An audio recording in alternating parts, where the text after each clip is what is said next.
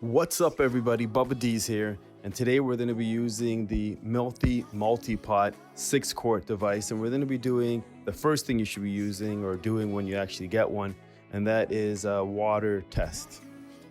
So, kind of outlines it in the instructions. If you're one of those people who actually look at the instructions, it's step number 3.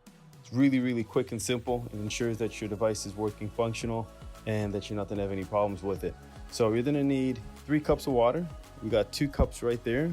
You just grab the 1 cup that remains. There we go. Put that in there. Now we're gonna go ahead and just give you a nice little image of inside. You have these nice little diagrams that show you the cup readings, and we do have 3 cups in there. We'll go ahead and seal it.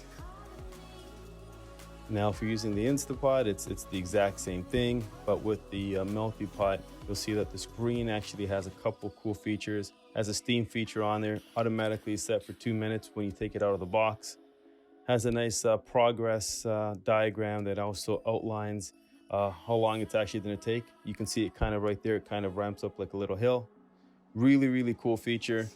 Before you know it, we're pretty much done our steaming. We'll go ahead and hit the release. The release button is nice and sturdy. Don't have to be scared. Don't have to be worried. It's not going to hurt you at all. And then you go ahead and open it up once you released all the steam and the pin is dropped. Quick, simple, easy test. It's a must do when you actually buy a new pressure cooker like the Mealthy MultiPot device. Thanks for watching.